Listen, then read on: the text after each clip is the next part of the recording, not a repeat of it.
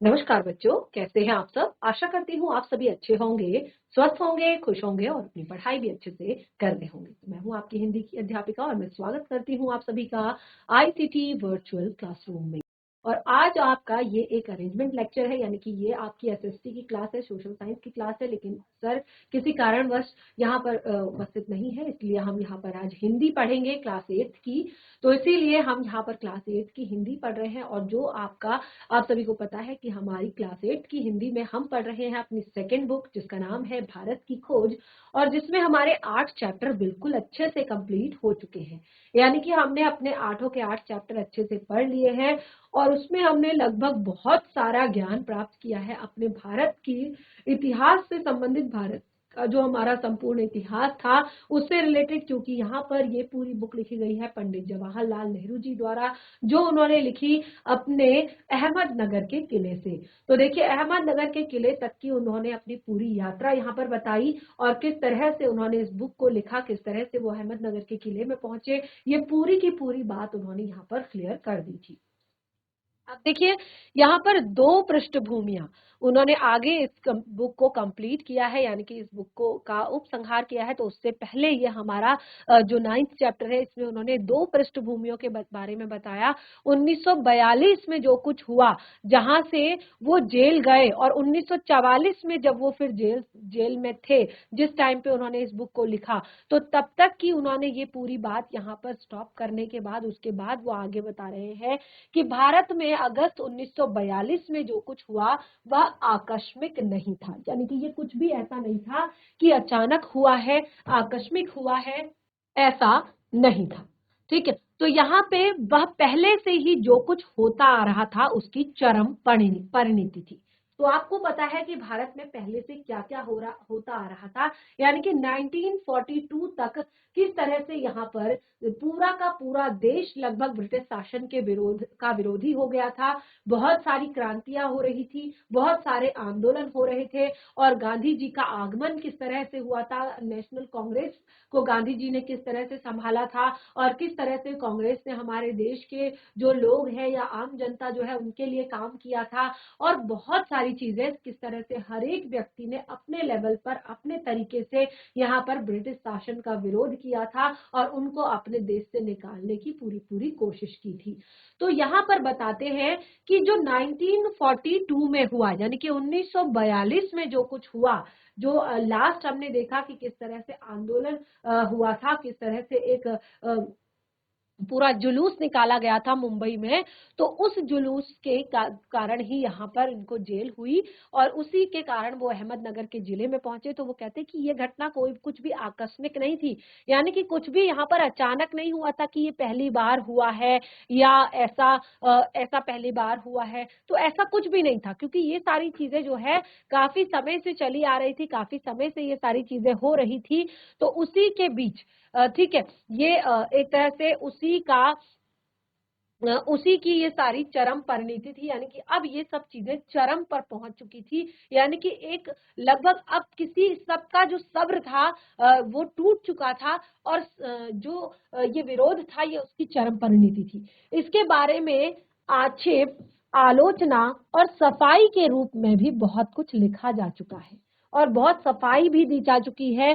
फिर भी इस लेखन में असली बात गायब है। वो कहते हैं कि इस लेखन की बहुत सारी, एक तरह से इसके बारे में बहुत ही इसके आक्षेप किए जा चुके हैं, इसकी आलोचनाएं की जा चुकी है, इसके बारे में सफाई दी जा चुकी है, लेकिन फिर भी ये जो लेखन है इसकी असली बात इसमें गायब है। यानी कि जो असली चीज है वो इसमें नहीं लिखी गई है, क्योंकि इन्हें एक ऐसी चीज को केवल राजनीतिक पहलू से देखा गया है जो राजनीति से कहीं अधिक गहरी है।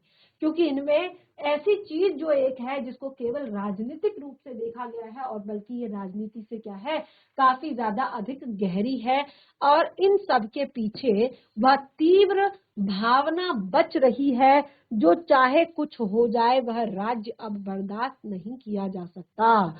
यानी कि अब इन सब के पीछे वो भावना जो है बच रही है, वो भावना कहीं छिप रही है कि अब चाहे जो भी हो जाए कुछ भी हो जाए चाहे, क्योंकि अब हमने बहुत सह लिया, अब हमने बहुत बर्दाश्त कर लिया, अब हम अंग्रेजी राज को नहीं सहेंगे, अब हम इस राज को बर्दाश्त नहीं करेंगे। यानी कि अब एक ऐसा टाइम आएगा कि अब आप लोगों का दी एंड, यानी कि ब्रिटिशर्स का दी एंड होना जरूरी है, उनको हमारे देश से भगाना जरूरी है, अपने हमारे देश से खदेड़ना जरूरी है। तो जैसे कि आप देख रहे हैं कितने सारे आंदोलनों के बारे में मैंने आपको बताया कि गांधी जी ने किस तरह से असहयोग आंदोलन किए, और बहुत सारे आंदोलन, बाकी जितने भी अलग अलग तरह के जितने भी लोग थे, अब तो आम जनता, महिला दल, ये सब जो है अब क्या थे, अब भारत में ब्रिटिशर्स के खिलाफ थे, उनके विरोध में थे।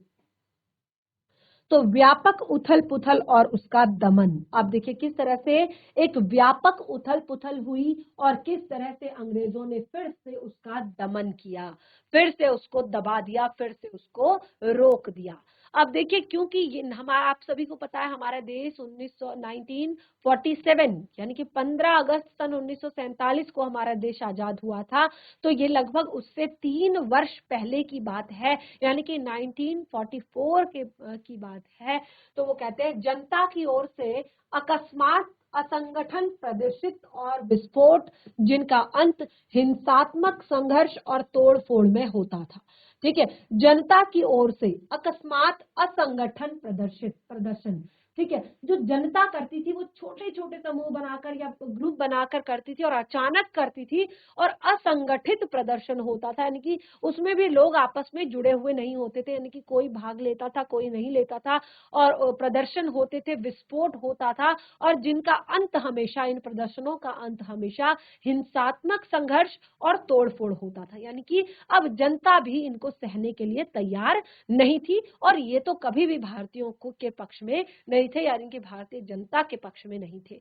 तो इसीलिए लास्ट में जो होता था वो हिंसात्मक संघर्ष होता था, तोड़फोड़ होती थी, जबरदस्त शक्तिशाली हथियारबंद सेनाओं के विरुद्ध भी लगातार वो चलते रहते थे। इनसे जनता की भावनाओं की तीव्रता का पता चलता है कि किस तरह से अब जनता की भावनाएं जो है रुकने का नाम नहीं ले रही है, यानी कि अब वो चाहती है कि अब चाहे जो हो जाए, अब चाहे अपने प्राणों की बाजी क्यों ना लग जाए, अब हमने पीछे नहीं हटना है, अब हमने चलते जाना है, अब हमने इन ब्रिटिशर्स को यहाँ से दूर भगाना है, यहाँ से खदेड़ना है।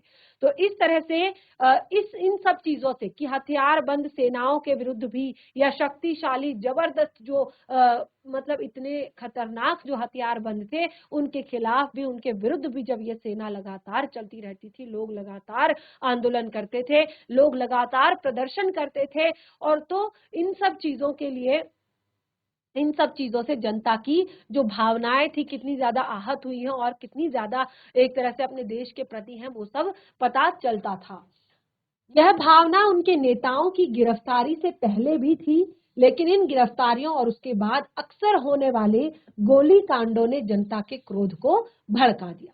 देखिए, ये भावना ऐसा नहीं है कि पहले नहीं थी, ठीक है, ये भावनाएं उनके जो नेता थे, जैसे जैसे मैंने आपको बताया कि यहाँ पर पंडित जवाहरलाल नेहरू को जिस तरह से कैद किया गया, या कई बार और बहुत बड़े बड़े महापुरुषों को, राजनेताओं को उस टाइम पे कैद किया गया, तो उनके राजनेताओं की गिरफ्तारी, उनके नेताओं की गिरफ्तारी से पहले भी जनता के अंदर ये भावना थी, ये आक्रोश था, ये विरोध था। लेकिन उसके बाद और उससे अक्सर होने वाली इन गिरफ्तारियों के बाद, और उन गिरफ्तारियों के बाद अक्सर होने वाली जो गोली कांड थे, उससे जनता का क्रोध जो है और ज्यादा बढ़ चुका था, और ज्यादा एक तरह से खतरनाक हो गया था, कि अब जनता कुछ भी सुनने, कुछ भी समझने, कुछ भी सहने के एक तरह से मूड में नहीं थी, यानी कि मन उनका इस तरह का नहीं था। वे इतने क्रुद्ध और इतने उत्तेजित थे कि बिल्कुल भी चुप नहीं बैठ सकते थे, यानी कि चाहे गोली मारो, चाहे फांसी चढ़ा दो, चाहे तोप के आगे लगा दो, चाहे कुछ भी कर दो, ठीक है, अब हम ये तुम्हारा अत्याचार नहीं सहेंगे, अब हम तुम्हारा विरोध करेंगे, अब तो हम तुम्हारे खिलाफ आवाज उठाएंगे।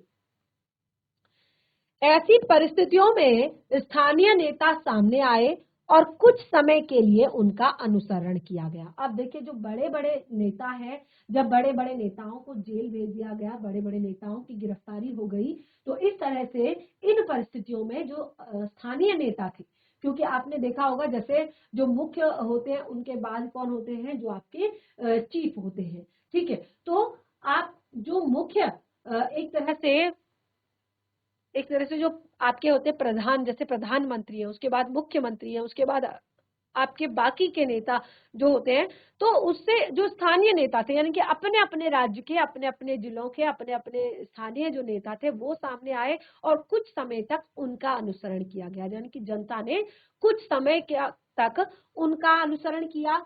लेकिन उन्होंने भी जो निर्देश दिए वो काफी नहीं थे। अब जनता को लगा कि ये लोग भी जो निर्देश दे रहे हैं, ये लोग भी जो कह रहे हैं, वो भी काफी नहीं है। और अपने मूल रूप में यह एक सहज जन आंदोलन था, और एक मूल रूप से देखा जाए तो ये एक सहज जन आंदोलन था। जन आंदोलन यानी कि जो जनता का आंदोलन था, जनता के द्वारा किया गया आंदोलन था। और पूरे भारत में 1942 में युवा पीढ़ी ने पूरे भारत में, जब 1942, देखिए ये उसके बाद की बात है कि जिस टाइम पे सभी नेताओं को जेल डाल दिया गया था, तो ये उसके बाद की बात है। पूरे भारत में 1942 में जो युवा पीढ़ी थी उसने विशेष रूप से विश्वविद्यालयों के विद्यार्थियों ने हिंसक और शांतिपूर्ण दोनों तरह की कार्यवाही में बहुत ही महत्वपूर्ण काम किया।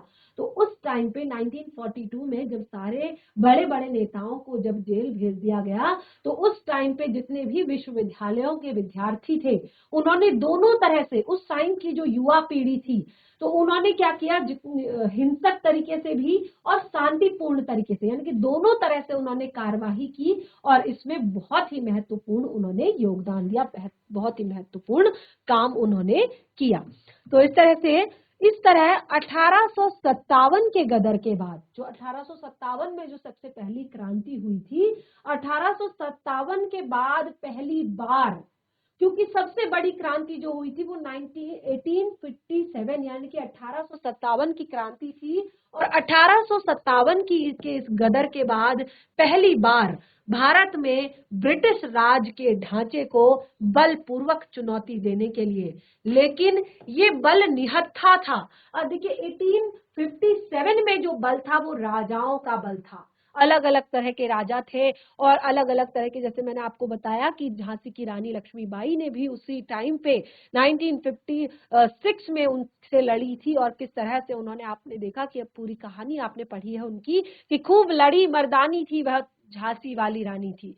गुमी हुई आजादी की कीमत, आपने सबसे पहली लाइन पढ़ी होगी कि गुमी हुई आजादी की कीमत हम सबने पहचानी थी, बूढ़े भारत में आई फिर से नई जवानी थी। यानी कि जितने भी राजा महाराजा, चाहे वो बूढ़े हो चुके थे, आपने यहाँ पर बहुत सारे राजाओं के बारे में पढ़ा होगा, और उनके किस तरह से उन्होंने 1857 की क्रांति में हिस्सा लिया, किस तरह से उस टाइम पे क्रांति की जाती थी, वो पूरी चीजें यहाँ पर आपने पढ़ी हैं। और अब देखिए जो सेम गदर 1857 में हुआ था, अब वो इस टाइम पे हो रहा था, लेकिन ये जो बल था, ये चुनौती जो दी गई थी ब्रिटिश राज को, ये चुनौती जो है ये निहत्था बल था, क्योंकि ये जो लोग थे ये निहत्थे थे, इनके पास कोई अस्त्र शस्त्र, कोई हथियार नहीं था। ये देखिए एक तरह से केवल जो जैसे गांधी जी का बताया हुआ ये अहिंसात्मक रास्ते पर चल रहे थे, लेकिन उनके अंदर रोष, उनके अंदर आक्रोश,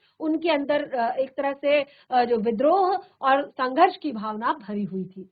तो बहुत ही बड़ी जनसंख्या में ये चुनौती खड़ी हुई, और चुनौती मूर्खतापूर्ण और बेमौखिक थी, क्योंकि दूसरी ओर सुसंगठित और हथियारबंद सैनिकों की शक्ति थी। अब देखिए, क्योंकि उस टाइम पे लोगों के अंदर इतना रोष था, इतना आक्रोश था, इतना विरोध, इतनी ऊर्जा उनके अंदर भर गई थी कि जब उनके राजनेताओं को कैद कर लिया गया, तो इस तरह से वो बहुत ज्यादा गुस्से में थे, बहुत ज्यादा दुखी थे। लेकिन ये सब क्या थे, निहत्थे थे। और इस चुनौती को मूर्खतापूर्ण और बेमौका इसीलिए यहाँ पर कहा, क्योंकि दूसरी तरफ यानी कि इनके सामने जो अंग्रेज थे वो सुसंगठित थे, यानी कि उनकी अपनी एक टीम थी, हथियारबंद थे और सैनिकों की शक्ति थी जो प्रॉपर तरीके से ट्रेंड हो रखे थे। और ये सैनिक शक्ति इतिहास में पहले किसी अवसर की तुलना में अधिक थी। और ये जो सैनिक शक्ति थी इससे पहले जो इतिहास में यदि देखा जाए तो उससे भी कहीं ज्यादा अधिक तुलना में थी। और देखिए सुसंगठित थी, एक तरह से हथियारबंद थी, क्योंकि सारी की सारी चीजें इन्हें प्रोवाइड की जाती थी इंग्लैंड से। और उस भीड़ ने न तो इस द्वंद की तैयारी की थी, जो भीड़ हमारी तरफ से निकली थी, ना उसने इस द्वंद की तैयारी की थी, और ना ही इसके लिए समय का चुनाव खुद किया था। यानी कि ना ही उसने सोच समझकर इस समय का चुनाव किया था और ना ही कोई भी तैयारी की थी। और यह स्थिति उनके सामने अनजाने में ही आ गई, क्योंकि अब देखिए जब उनके राजनेताओं को कैद कर लिया गया, उनके राजनेताओं को जब एक तरह से जेल में डाल दिया गया, तो अब उनके पास कोई भी ऑप्शन नहीं था, कोई भी ऐसा विकल्प नहीं था कि वो कुछ करे। तो ये स्थिति उनके सामने अचानक ही आई थी और उन्होंने एक तरह से ये जन आंदोलन जो है खड़ा किया था, लोगों को इकट्ठा किया था। और एक तरह से ये एक बहुत ही तात्कालिक प्रतिक्रिया के रूप में था, यानी कि सबने बिल्कुल आनन फानन में ये सब कुछ किया था। और दूसरी बात, ना कोई हथियार था उनके पास और ना ही एक तरह से समय उन्होंने जानबूझकर कि उस समय करेंगे जब ये लोग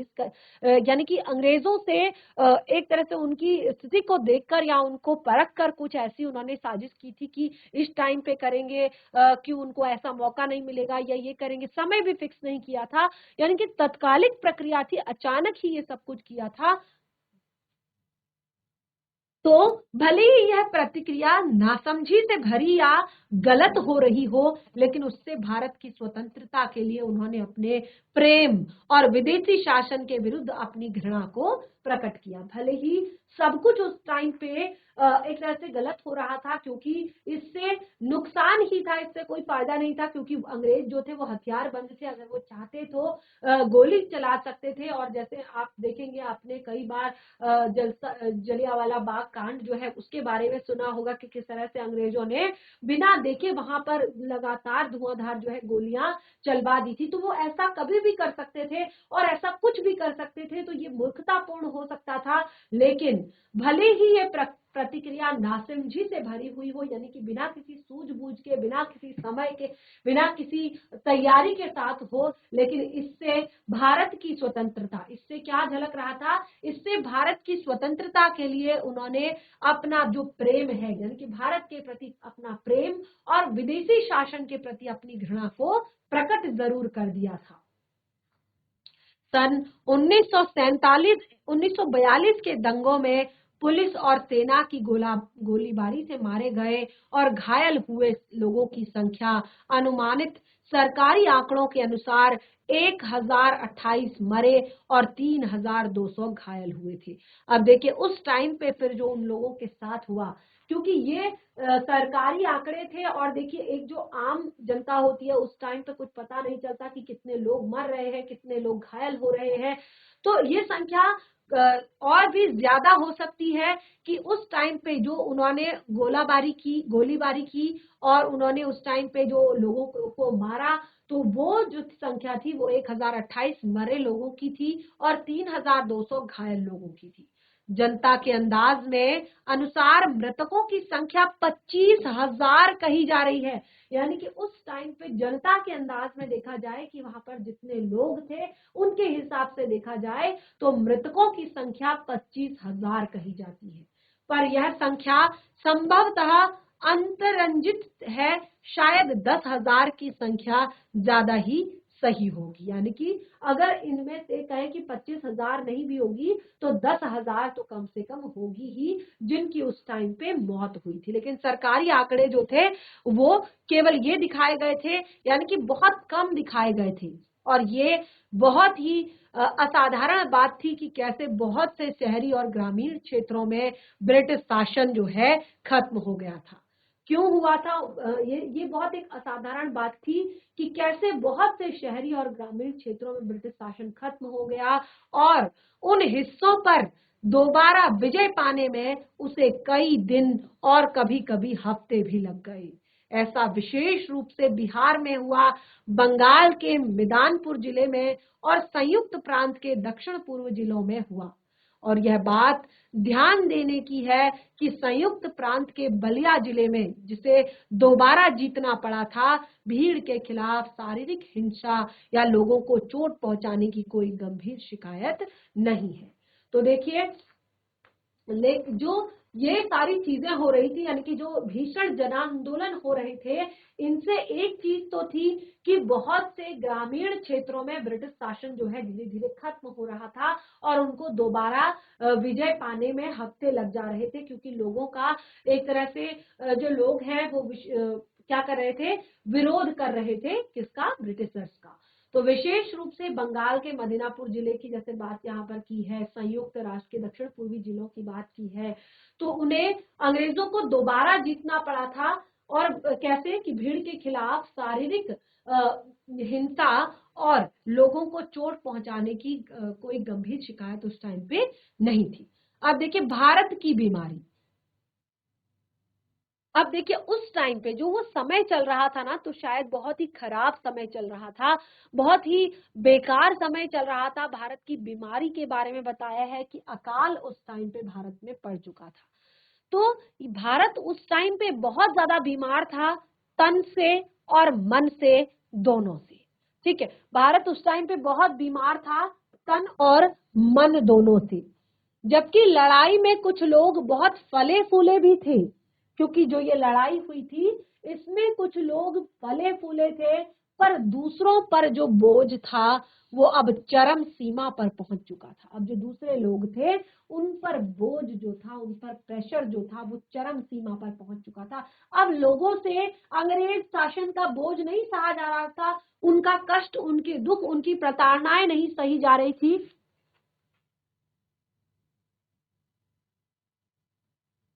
तो यहाँ पर बताया कि उस टाइम पे भारत में इसकी एक तरह से और इसकी भयानक स्मृति दिलाने के लिए अकाल पड़ा, और इसको एक तरह से उस टाइम पे एक भयानक स्मृति दिलाने के लिए, याद दिलाने के लिए एक अकाल पड़ चुका था। अब दूर दूर तक विस्तृत अकाल, जिसका प्रभाव बंगाल और पूर्वी तथा दक्षिणी भारत पर पड़ा था। तो उस टाइम पे जो अकाल पड़ा, तो उसका प्रभाव जो है बंगाल तथा दक्षिण भारत पर पड़ा था। बंगाल और पूर्वी और दक्षिण भारत पर उस अकाल का प्रभाव पड़ा। उस टाइम पे जो अकाल पड़ा, ब्रिटिश शासन के पिछले 170 वर्षों में यह सबसे बड़ा और विनाशकारी अकाल था। तो ब्रिटिश शासन जब से शुरू हुआ था, लगभग 170 वर्ष हो चुके थे, तो 170 वर्षों में ये बहुत ही बड़ा अकाल और बहुत ही विनाशकारी अकाल था। इसकी तुलना 1966 और 1970 के अकालों से की जा सकती थी। देखिए, जब मैं आपको बताया था ना उस टाइम पे कि जब पहली बार 1766 और 1770 के दौरान जो बंगाल और बिहार, जब पहली बार ब्रिटिश शासन ने 1770 में जब बंगाल और बिहार को जीता था, तो उस टाइम पर भी वहां पर भयंकर अकाल पड़ा था, और उस टाइम पर भी वहां की स्थिति बहुत ज्यादा खराब हो गई थी, बंगाल और बिहार की। और उन्हीं जिलों में जो है उस टाइम पे ब्रिटिश शासन ने पहली बार जो है उन दो राज्यों को ही जीता था। और कहा जाता है कि उसी टाइम से, जो मैंने आपको बताया था जैसे कि उसी टाइम से ब्रिटिश शासन का जो ये काल है ये शुरू हो चुका था। ठीक है, 1770 से, यानी कि लगभग 170 वर्ष के पहले।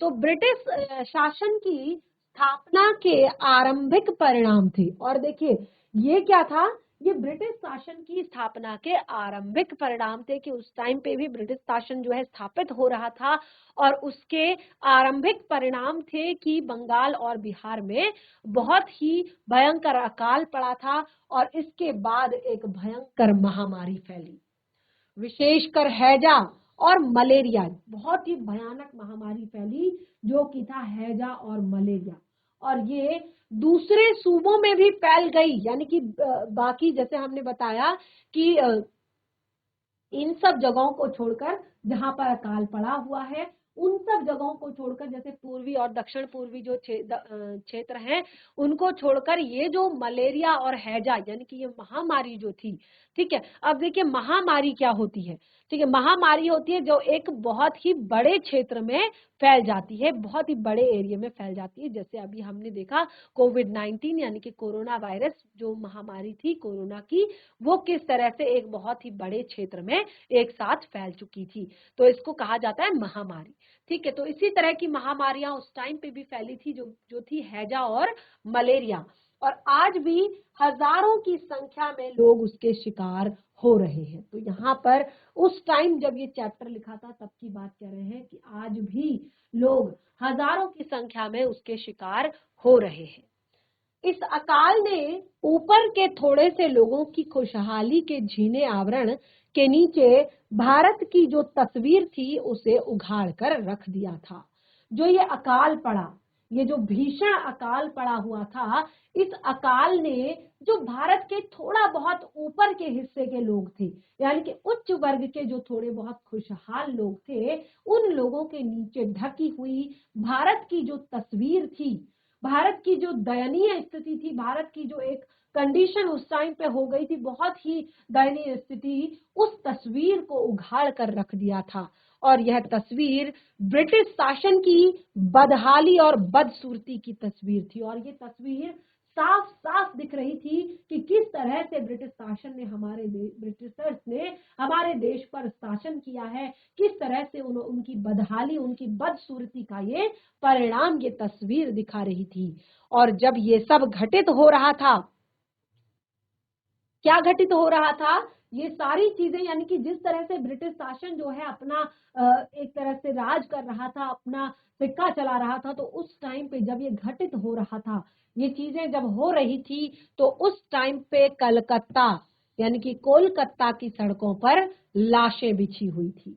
उस टाइम पे क्या था, कलकत्ता की सड़कों पर लाशें बिछी हुई थी। कलकत्ता के जो ऊपरी तबके के 10,000 लोगों के सामाजिक जीवन में कोई परिवर्तन नहीं आया। जो कलकत्ता के उच्च वर्ग के लोग थे, लगभग 10,000 जो लोग थे उच्च वर्ग के लोग, उनके जीवन में कोई भी परिवर्तन नहीं आया, और नाच गाने और दावतों में विलासिता का प्रदर्शन हो रहा था, और जीवन उल्लास से भरा हुआ था। अब देखिए यहाँ पर कि कोई भी परेशानी, कोई भी जो दिक्कत आती है, चाहे वो किसी भी तरह की हो, वो हमेशा गरीब को, हमेशा निम्न वर्ग के व्यक्ति पर ही ज्यादा चोट करती है। तो यहाँ पर भी यही हुआ, जो ये महामारी आई, इसने उच्च वर्ग के लोग जो थे कलकत्ता के, उन लोगों के जीवन में कोई भी परिवर्तन नहीं आया, उनकी कंडीशन में कोई भी परिवर्तन नहीं आया। वो नाच गाने और दावतों का प्रदर्शन वहां पर हो रहा था, और उनका जीवन उल्लास यानी कि खुशियों से भरा हुआ था। और देखिए यही कारण है कि कहा जाता है कि भारत जो है अंतर विरोधों का देश है। इसीलिए भारत को अंतर विरोधों का देश उस टाइम पे कहा जाता है। अंतर विरोध यानी कि अगर आपके अंदर की एकता नहीं है, आपके स्वयं के अंदर एकता नहीं है, आप स्वयं के अंदर भेदभाव करते हैं, स्वयं के अंदर आपके मतभेद है, स्वयं आपके अंदर समानता का भाव नहीं है, फिर वो चाहे वर्ग के अकॉर्डिंग हो, चाहे वो जाति प्रथा के अकॉर्डिंग हो, चाहे वो धर्म के रिलेटेड हो, धर्म से। तो यहाँ पर क्या कहा कि भारत को अंतर विरोधों का देश कहा गया है, यानी कि बहुत सारे डिफरेंसेस हैं यहाँ पर, बहुत सारे अंतर हैं यहाँ पर लोगों में, और यही चीज जो है लोगों में गलत फहमियां पैदा करती है, यही चीज लोगों में मनमुटाव पैदा करती है, यही चीज लोगों में एकता का भाव नहीं आने देती, यही चीज लोगों में क्या करती है, एक दूसरे के प्रति बैर भाव उत्पन्न करती है। तो देखिए कुछ लोग तो बहुत ही धनवान हैं, कुछ लोग क्या हैं, बहुत ही धनवान हैं, और बहुत से लोग जो हैं वो बहुत ज्यादा निर्धन हैं। तो कुछ लोग क्या हैं, बहुत ज्यादा धनवान हैं, और कुछ लोग, और मुझे लगता है कि आज तक भी ये कंडीशन बहुत ज्यादा हद तक ठीक नहीं हुई है। काफी हद तक ये कंडीशन जो है आज तक बनी हुई है। जब हमारे देश को आजाद हुए इतने ज्यादा वर्ष हो गए हैं, जब हमारा देश एक मजबूत लोकतांत्रिक देश है, इसके बावजूद भी ये कंडीशन जो है काफी हद तक मुझे लगता है अभी ठीक नहीं हुई है। उच्च वर्ग जो है और ज्यादा फल रहा है, फूल रहा है, और ज्यादा उच्च वर्ग बन रहा है, और ज्यादा उनके पास सुख सुविधाएं आ रही हैं, अच्छी चीजें आ रही हैं। लेकिन निम्न वर्ग पर जो प्रेशर है, जो एक समाज में बने रहने का जो एक उनका एक जो प्रतिस्पर्धा जो है, उससे वो और ज्यादा क्या हो रहे हैं, और ज्यादा निम्न होते जा रहे हैं। यानी कि बहुत सारी चीजें ऐसी हैं जिनमें अभी बहुत सारे परिवर्तन करने हैं, चेंजेस करने हैं।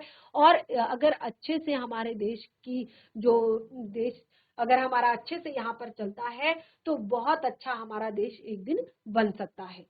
यहाँ आधुनिकता भी है। अब देखिए, क्योंकि जो धनवान है वो क्या करते हैं, वही आधुनिकता का भी प्रचार प्रसार करते हैं, उनके अंदर आधुनिकता भी है, और यहाँ पर मध्ययुगीनता भी है।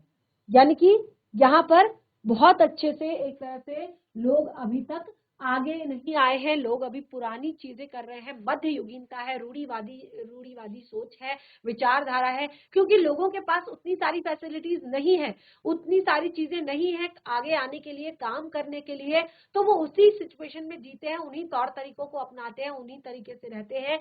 तो आधे लोग यहाँ पर आधुनिक हैं और आधे मध्ययुगीनता भी है। यहाँ शासक है और शासित है, ब्रिटिश शासन है और भारतीय है। अब देखिए, जैसे हमने बताया था कि दो चीजें यहाँ पर बताई गई थी, ब्रिटिश शासन और भारतीय। तो यहाँ पर शासक भी है और शासित भी है, कुछ लोग शासित हैं, और ब्रिटिश शासन भी यहाँ पर है और भारतीय शासन भी यहाँ पर है। ये अंतर विरोध जो है सन 1943 के उत्तरार्ध में अकाल के उन भयंकर दिनों में जैसे कलकत्ता के शहर में दिखाई पड़े थे। ये जो अंतर विरोध है, यानी कि भारत के जो ये अंतर विरोध है, ये सारे के सारे 1943 में, 1943 में उत्तरार्ध 1943 के उत्तरार्ध, यानी कि जब 1943 खत्म हो रहा था, पूर्वार्ध यानी कि शुरुआत में, उत्तरार्ध यानी कि बाद में, ठीक है, अंत में के अकाल के उन भयंकर दिनों में कलकत्ता के शहरों पर ये दिखाई पड़ रहा था। बिल्कुल साफ दिखाई दे रहा था अंतर विरोध, कि कहीं कहीं पर तो सड़कें लाशें सड़कों पर बिछी हुई थी, ठीक है, और कहीं कहीं पर नाच गाने हो रहे थे, और भोग विलासताएं की चीजें हो रही थी, जीवन उल्लास से भरा हुआ था, दावतें चल रही थी। तो ये डिफरेंस जो है, ये अंतर विरोध जो है, भारत में उस टाइम पे साफ साफ देखने को मिला था, और वैसे पहले कभी नजर नहीं आया था। क्योंकि पहले जो है लोग अपना काम चला लेते थे, क्योंकि एक तो ब्रिटिश शासन के अधीन थे, क्योंकि बहुत ज्यादा डर था ब्रिटिश शासन का, तो अपना काम वो किसी तरह से चला लेते थे, और उच्च वर्ग जो है अपने आप में बिजी था। तो इस तरह से ये सारी चीजें नहीं दिख रही थी। अकाल की गहरी वजह उस बुनियादी नीति में थी जो भारत के दिनों दिन गरीब बनाती जा रही थी। अब देखिए, सबसे जो मेन वजह थी वो थी अकाल। अगर कोई हमारी भारतीय सरकार होती, या अगर हमारे भारत के लोग होते, या हमारे भारत में लोकतंत्र उस टाइम पे अगर होता, ब्रिटिश शासन अगर नहीं होता, तो शायद ये स्थिति को काफी हद तक कम किया जा सकता था। क्योंकि हमारे देश का शासन उनके लिए काम करता, हमारे देश के लिए उनके लिए नियम बनाता, उनके तौर तरीके अलग करता, या उनको कुछ हेल्प करता, सहायता करता। लेकिन क्योंकि उस टाइम पे ब्रिटिश शासन था, तो ये अकाल की गहरी वजह से उस बुनियादी गहरी वजह जो थी, उस बुनियादी नीति में थी जो भारत को दिनों दिन गरीब बनाती जा रही थी। जो बुनियादी नीति भारत में चल रही थी, वो धीरे धीरे एक अकाल की जड़ भी उसी में थी, और दूसरा जो है, ये नीति जो चल रही थी उसके कारण ये सब कुछ हो रहा था, और जिसके कारण लाखों लोग भूखमरी का जीवन जी रहे थे, और जिसके कारण जो लाखों लोग थे भारत के, वो भूखमरी का जीवन जी रहे थे। तो देखिए, भारत में अब क्या हुआ कि इस तरह से सारी चीजें हो रही थी। अब भारत में ब्रिटिश शासन पर बंगाल की भयंकर बर्बादी ने और उड़ीसा के मालाबार एवं दूसरे स्थानों पर पड़ने वाले अकाल ने आखिरी फैसला दे दिया था। देखिए, जब भयंकर अकाल पड़ रहा था, तो उस टाइम पर भारत में ब्रिटिश शासन पर बंगाल की भयंकर बर्बादी और उड़ीसा एवं मालाबार दूसरे स्थानों पर पड़ने वाले अकाल ने आखिरी फैसला दे दिया था। पर जब वे जाएंगे तो वे क्या छोड़ेंगे? 3 वर्ष पहले मृत्यु शैया पर पड़े टैगोर के सामने यह चित्र उभरा, लेकिन वे भारत को कैसा भारत छोड़ेंगे? अब देखिए, जब टैगोर, रविंद्रनाथ टैगोर की जब मृत्यु हो रही थी तो उनकी आंखों में, उनके मन में एक ही प्रश्न था कि जब वो जाएंगे, क्योंकि स्थिति बहुत ज्यादा बदतर हो चुकी थी और उससे ज्यादा इस अकाल ने स्थिति को बदतर कर दिया था।